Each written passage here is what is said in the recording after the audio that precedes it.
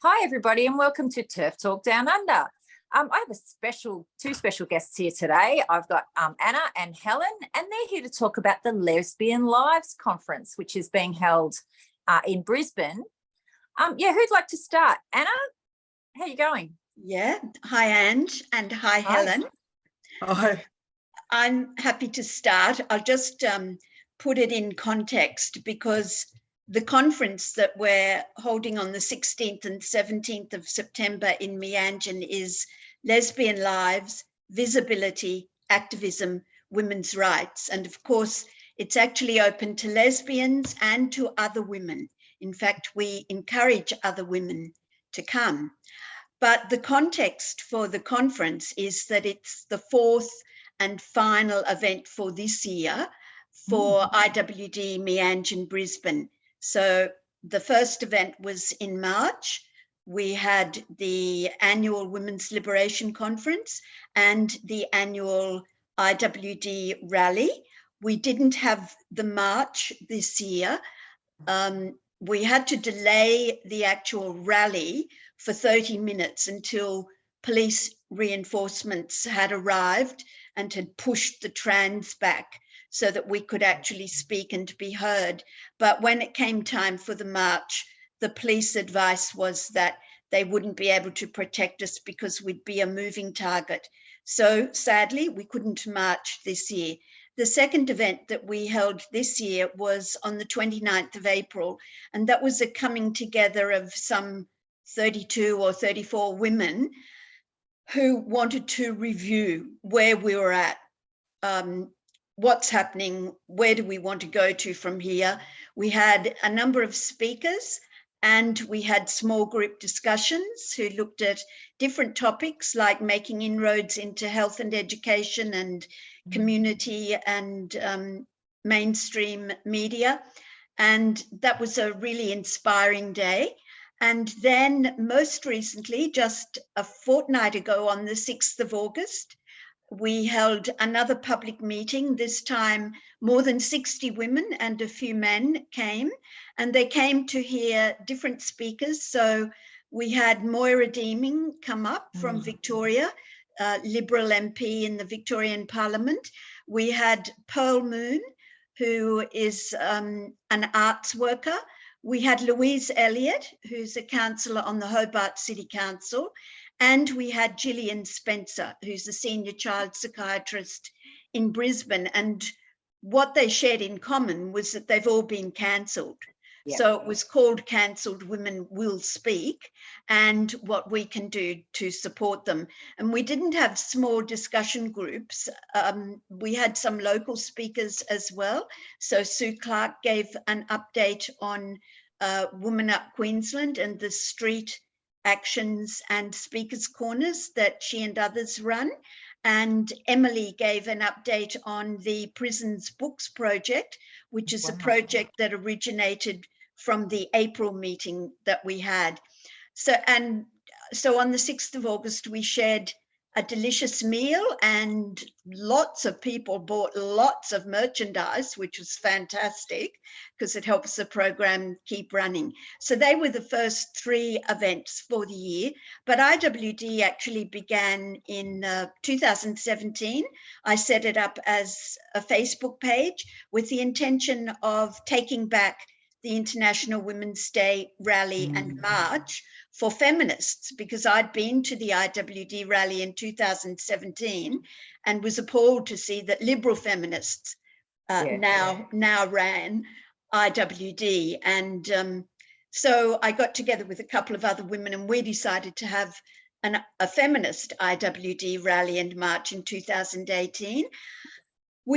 None of our speakers actually addressed the issue of the erosion of women's and girls' sex-based rights and the loss of safeguards for children. We looked at a whole lot of other issues like unions, women's wage structure, Palestinian women, violence against women, including domestic violence, sexual assault and rape. So we looked at all of those issues. Unfortunately, a mob of trans came, and although we didn't actually address anything about them, that it annoyed them that it was women holding a rally and they didn't have a speaker. So they demanded the speaker, the speaking equipment, and I didn't give it to them. They took it anyhow. And they also took our march. So we'd worked out a whole lot of slogans about lesbian rights and domestic violence, but the only slogans we could hear from the loud male voices was trans women are women and sex workers work. So that was 2018. We've been fortunate enough to have had enough women prepared to come to an annual feminist IWD rally since then. So 2019, 2020, 2021, 2022 was cancelled because of weather. And then this year, 2023. One of the really good things about feminists reclaiming that day in Brisbane is that it's grown into a conference. So it's not just a feminist IWD rally and march now, it's an annual women's liberation conference. And while most of the speakers, of course, address the very urgent issue of the erasure of women and girls as a sex class and the denial of our existence as a group of people, we also have speakers who talk about pornography, sexual assault and rape, domestic violence, surrogacy, etc. So, you know, quite a range of women's rights, women's liberation issues. This year we had 2 overseas guest speakers, which was great. We had Tanya Sturt from Aotearoa, New Zealand, and we had Sheila Jeffries from the UK. So it was fabulous to have that overseas influence. So it's really, I think now it's on the map as part of women's liberation activity in Brisbane. Our Minister for Women, well, really our Minister for Women with Penises, Shannon Fentiman, she publishes every year a calendar of monthly activities for the month of March to celebrate Women's Month. But the one group whose activities she will not publish are ours, IWD Angie in Brisbane. And that's because we're the only ones who are public about the view that most community members share, that in fact, men can't become women. There are 2 sexes and they are immutable. So Shannon, who has a very trendy inclusive definition of women, meaning any person who says they are a woman is a woman, refuses to publish our calendar. So that's the context for the coming conference, and I'll hand over to Helen to talk about the conference. Thanks, Helen. Thanks, Anna. Okay, so I have to first of all say that this conference will happen due to the initiative of Anna herself, whose idea it was, who approached me to work with her as for me being a member of the lesbian community and involved for many years, but it's a wonderful, heartwarming thing for lesbians to be given 2 days, a platform where everyone is a lesbian presenter. The chairs will be lesbians, and even the videographer is a lesbian. It's a very rare event. And it's really a very exciting opportunity for lesbians and the lesbian community, particularly the radical feminist activist lesbians. But it's also a very rare opportunity for all the non-lesbian women to hear and learn more about the contribution of lesbians to both the mainstream feminist struggle, as well as addressing the specific issues that they face as women in our society. This will be, it's very rare. It's hard to explain how rare this event is. This will be the first time in 29 years that Brisbane has had a 2-day in-person public event that features only lesbian activists. The last one was back in Brisbane in 1994. Other words, it was back in the last century Shivers. that there was a national 3-day lesbian conference.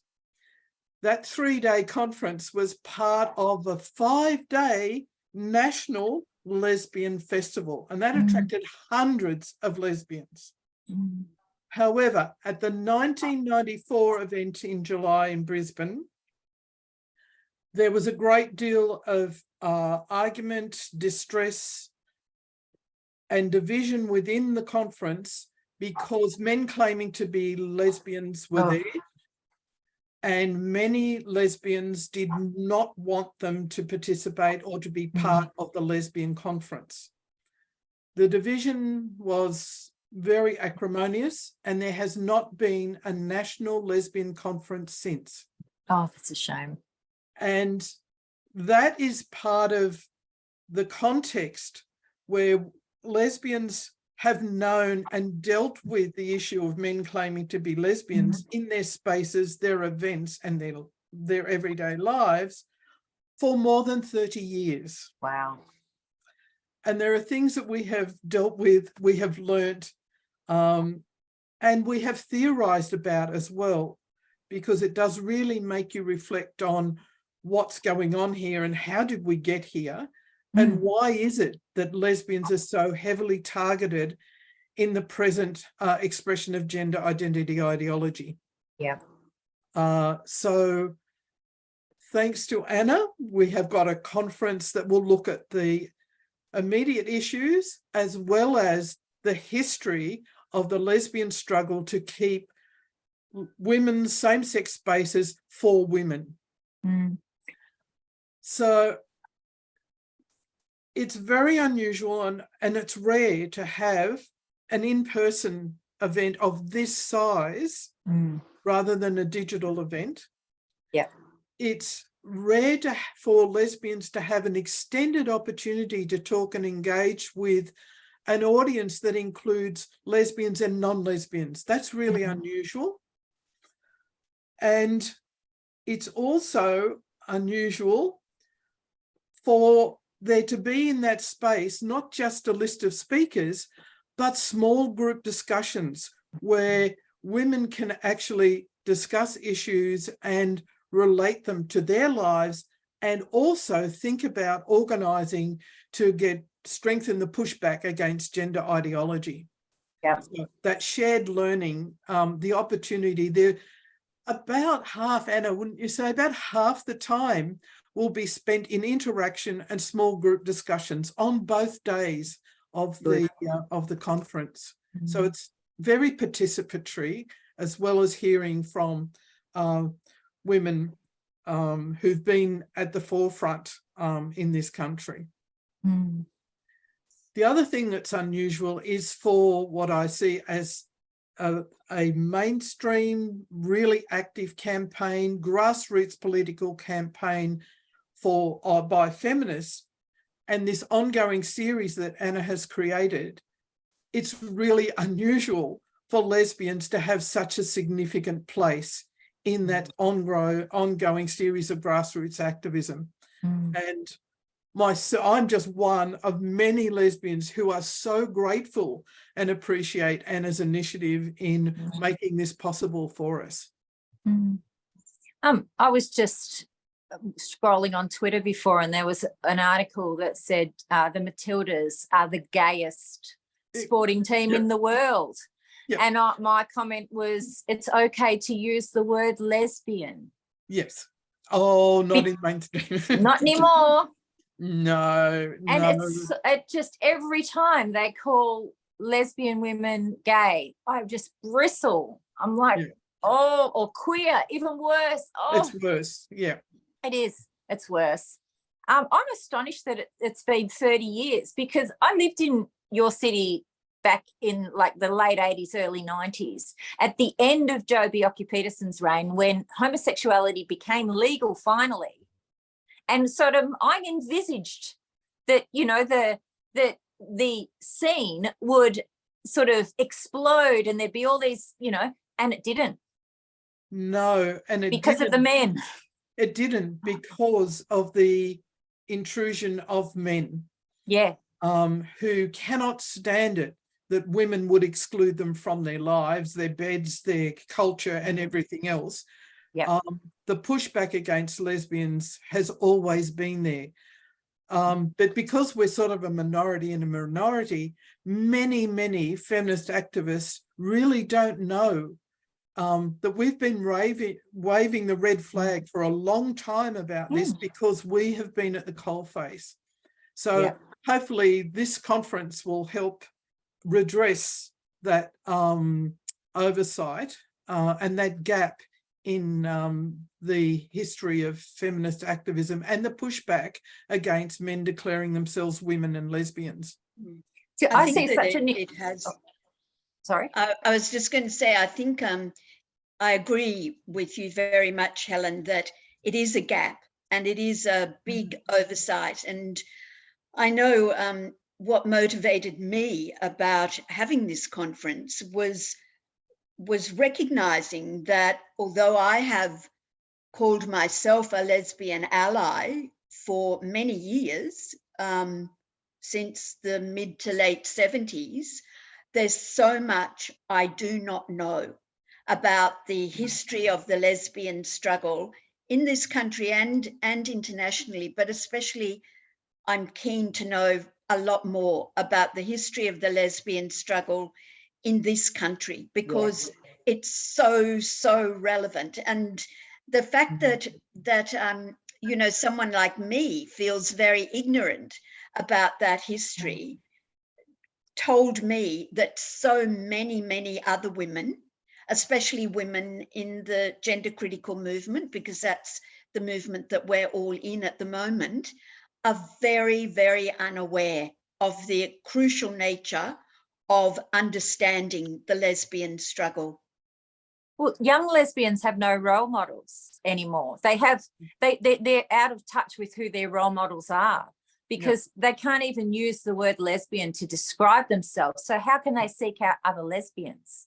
And what's presented to them are men as, you know, as role models. It's ridiculous. And so this conference is going to play a very significant role in giving young lesbians like someone to look up to, giving them role models and actually giving them a sense of their own history, because it's been erased. Yeah, that history's never been prominent. It's been it's understood and shared within the lesbian feminist and lesbian community, but we have been sidelined since the T got added to the LGB. Lesbians and gay men have really been sidelined with the rise and the takeover of the corporate organisations in the interests of promoting trans.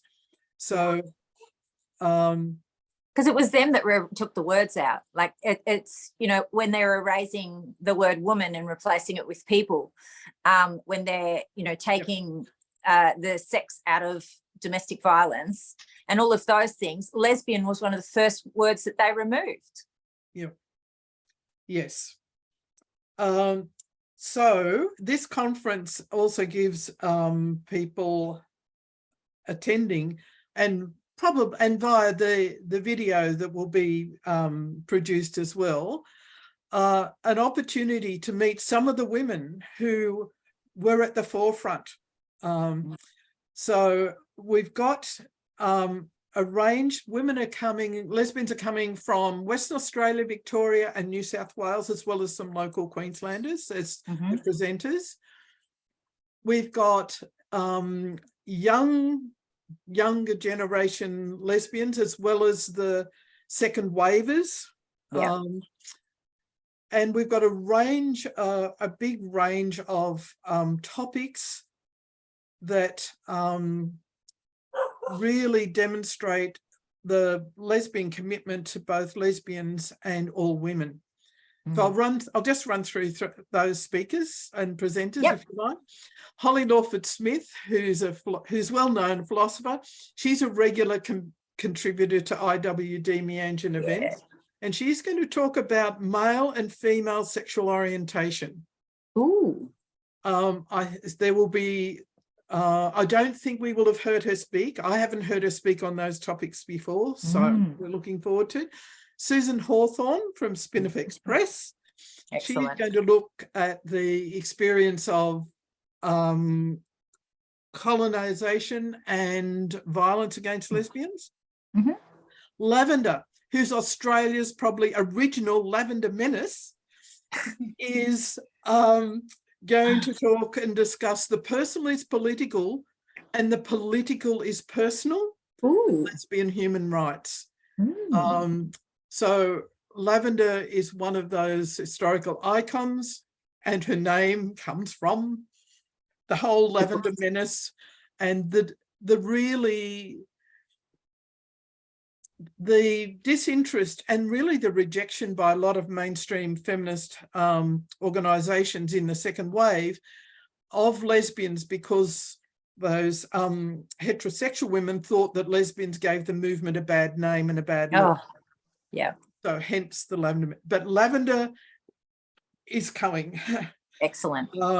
She's also one of the people who was very committed to putting out newsletters, a monthly newsletter involved in the Lesbian Network, and making sure lesbians across the country and isolated country towns could stay in touch and were started to feel part of a much broader and stronger lesbian community. And this is going back to a time before homosexuality was decriminalised and before it was taken out of the DSM Manual of Psychiatric Disorders, because that didn't happen in Australia until 1984, that it was removed. So all of this was happening at a time when it was very, very difficult publicly, but these women that you'll hear at the conference actually stood up, became very visible, and named ourselves as lesbians. Tracy is a younger lesbian, and she's from the LGB Alliance Australia. Cool. She's going to talk about the issues that are facing young lesbians in the current political climate, where being same-sex attracted is demonised. Jean Taylor is another of those elders in the lesbian community and a very meticulous historian. She has the trilogy of lesbian feminist activism and women's liberation in Victoria, and her books are just the best detail of what was happening at the grassroots level on the ground every day, with the multiple meetings that women went to, and creating there at the front, creating safe women-only spaces.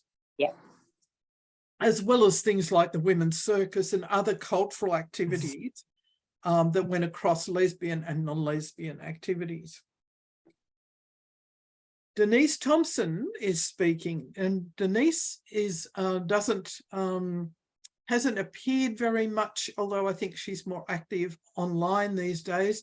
She's one of the deepest thinkers and theorists of radical feminism in Australia, and she is going to be speaking, and she's delving into the how of transgenderism and the erasure of lesbians. Bronwyn Winter, who nearly everyone will know, is a feminist activist and an interdisciplinary researcher.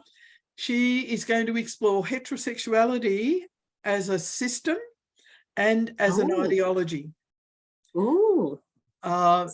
Because underneath the whole gender identity is a great deal of hetero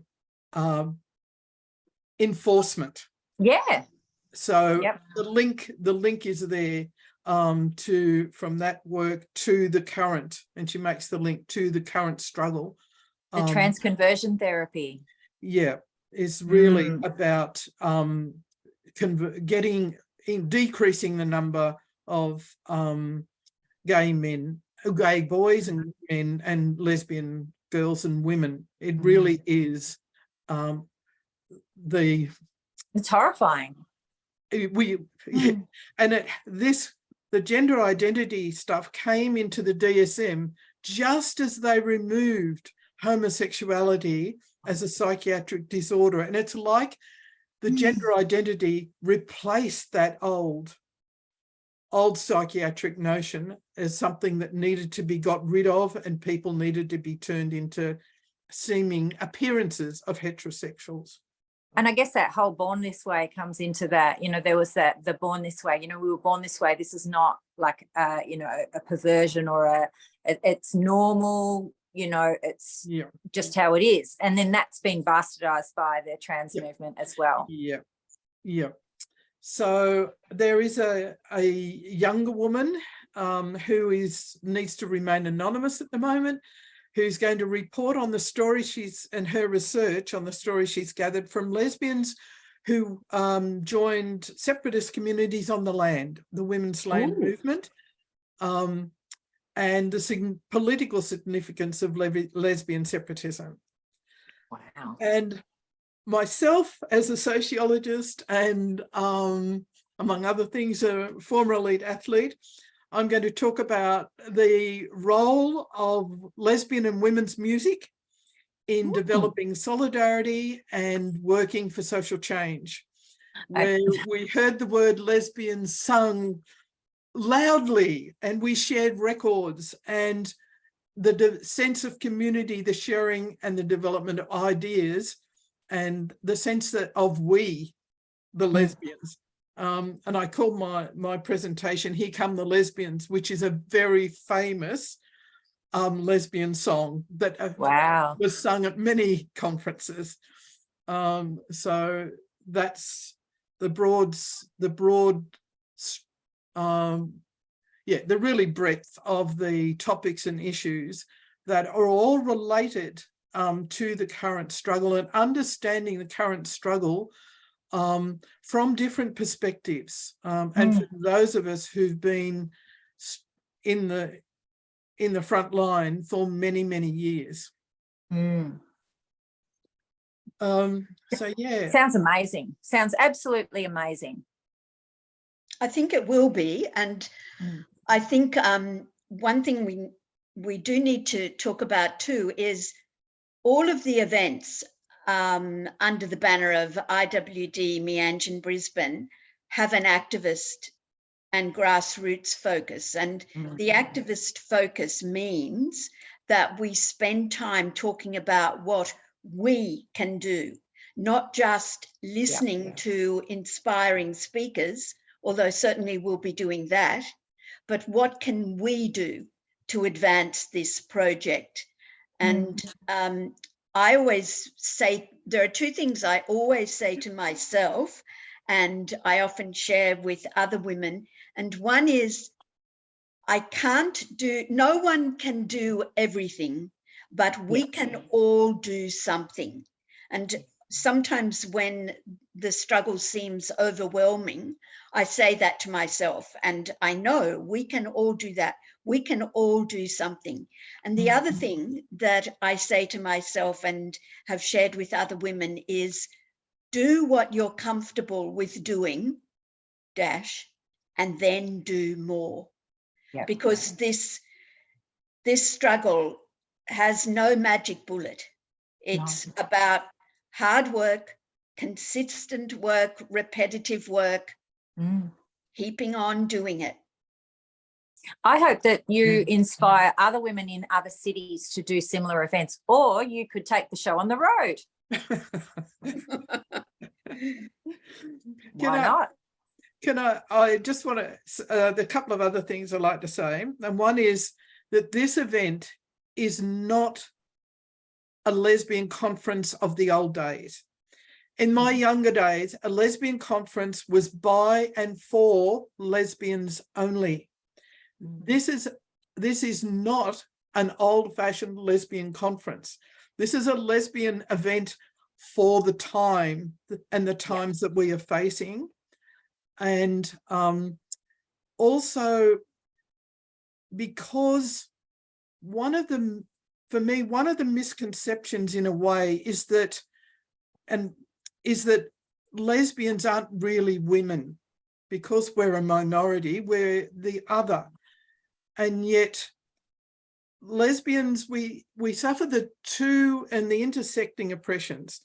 One, we're like every other woman that suffers under the sexism and misogyny of society. We're just with everyone else, but we suffer the extra oppression because we are same-sex attracted in a heterosexual society.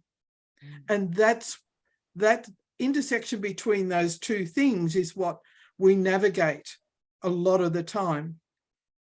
And it's one reason why we became alert to this, males calling themselves lesbians, very early, and how we can read the misogyny and the hatred of lesbians in the current movement. And it's that intersection between those two oppressions. And the word that's used to be used, and I would still use it, is lesbophobia, the double oppression. But that word doesn't appear in a single glossary of terms, not the Australian standards. You have biphobia, you have intersex phobia, you have transphobia, you have homophobia. That there is no longer any record of a phobia called lesbophobia. Wow. Which is still used by a number of organisations in Europe, but Australia has totally eliminated it from the glossary of LGBTIQ plus terms. Yeah, I just filled in a survey, and they asked me my gender instead of my sex, and they did have, are you gay, queer, and there was no lesbian. Yeah, there was bisexual and pansexual, but there was no lesbian. It was just gay or queer. Yeah. Oof. So I just also wanted to say that that lesbians waved the flag, and I want to quote from a submission that a group of autonomous lesbians made on the Sex Discrimination Act in 2013. Now, for a lot of mainstream feminists, they weren't really tuned in or aware of the consequences of that change in the Sex Discrimination Act in 2013. But this is from a submission of a group of autonomous lesbians, some of whom are likely to be at the September event. And I'll just read it. They said, lesbians are the canary in the mine of Australian society. When human rights start to disappear, theirs are some of the first to go. These lesbians warned about the inclusion of gender identity. That's when it was added to the Sex Discrimination Act. They said, the issue with gender identity recognition is urgent and not only erodes the lesbian rights, but the rights of all women. Both the idea of gender and any talk of gender identity hide the hatred of lesbians and all women born and raised female. The inclusion of the category of gender identity is undesirable unless it is able to provide equal protection for all identities and does not privilege one identity over another, thus inadvertently providing a context where the rights of one group violate the rights of another. Now, that was the warning lesbians issued to politicians back in 2013. And as we know, that is exactly what has come to pass with the inclusion of gender identity in the Sex Discrimination Act. Yeah. And we've got two things challenging that the inclusion of gender identity in the Discrimination Act at the moment.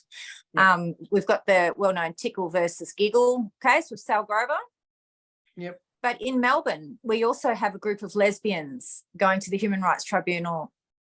First, they're arguing for a sex-based exemption so they can hold a single-sex event at the Pride Centre in Melbourne, which is the cultural home of the queer community, inverted commas. So, yeah, they're challenging the Pride Centre to give them single sex exemption and allow them to hold lesbian only events, female only events. And if they refuse, they're going to take it all away. So we will really get to see, particularly in Victoria, which has, you know, the most oppressive regime, we'll really get to see how we value women and lesbians. Yeah. Be very, very interesting. And you know, that's timely too regarding this conference, because, you know, there are these little legal challenges popping up here and there where lesbians are going, excuse me, we're here, and you are going to pay attention, which is great to see. Yeah, and because our rights only exist in the law, we have to challenge the law. Yeah. We don't have rights and unless we can enforce them in the law. And one of the women, Carol Ann, who is behind the New Lesbian Action Group, she will be coming to the conference in September. She's coming up. She's got her hand in so many pies, but she's managing to keep it all together. I don't know how she does it. Like, I take my hat off to her, but I think it's because she's been activist for a very long time, and she just said, right, stuff it, I'm back. Which is good, because there's a lot of women who are starting to get a bit tired and say, oh, Carol's here, she's got it under control, you know. So no, it's really good. It's good to know that there's someone in Victoria who's willing to be so active. Good stuff.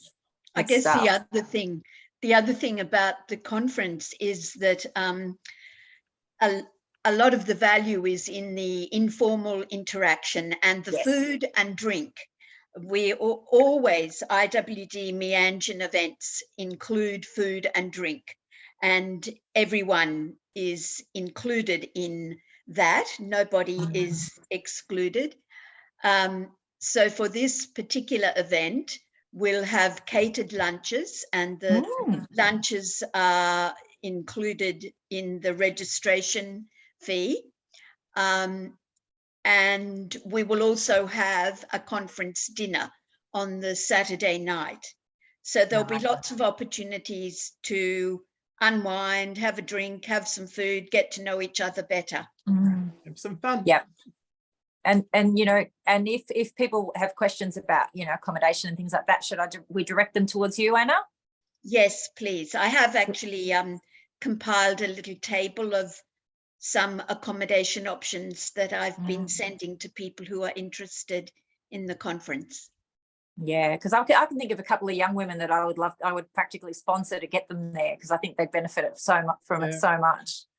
Yeah, on that, a man who is an ally of women and lesbians and the gay community in general in this struggle for recognition has said on his Facebook page just recently, and he's in at least one of the groups that we're all in, he said that if anyone is reluctant to attend because of the cost of registration, he'd be happy to pay.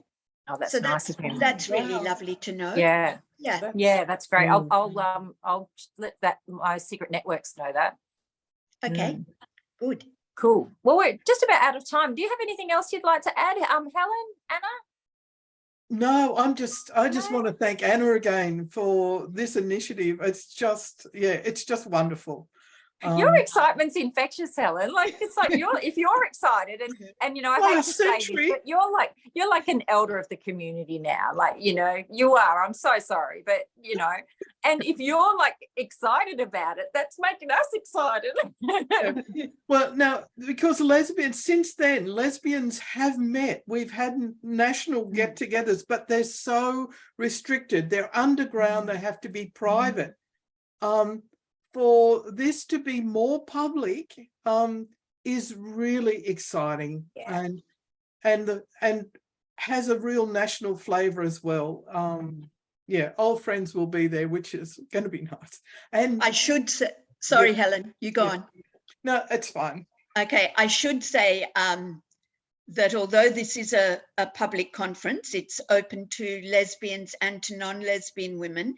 As with all other IWD Meanjin events, people do have to be fairly clear that they are no threat to any of us. Yeah. And so I do unfortunately give some women the third degree in my questions. If I don't know them, or if anyone I know doesn't know them, I do have to satisfy myself that we are safe. The other thing is that the venue is undisclosed, even to conference attendees, until a short time before the conference. Good stuff. Yeah, we've got to stay safe. You know, it's pretty angry and aggressive out there. So yeah, the more you can do to make women feel safe, the better. So thank you for that.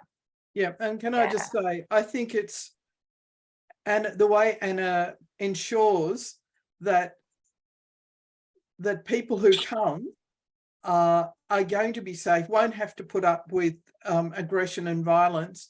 And if they choose to remain anonymous, I think that security, that they're not going to lose their job or their children aren't going to be picked on at school, that really does allow, although slowly, the grassroots to grow in a way that if it were more public, without a safe space, I think it's really admirable that women can feel very safe at IWD Meanjin events. Good stuff. Yeah. All right. Well, on that note, I'm about to be eaten by dogs. Thanks for having us, Angie. No worries. I'm quite excited about your conference, and we'll speak soon. Thank you so much. Okay. Thank you. Bye. Bye. Bye. See you, Thanks, Helen. everyone. Bye.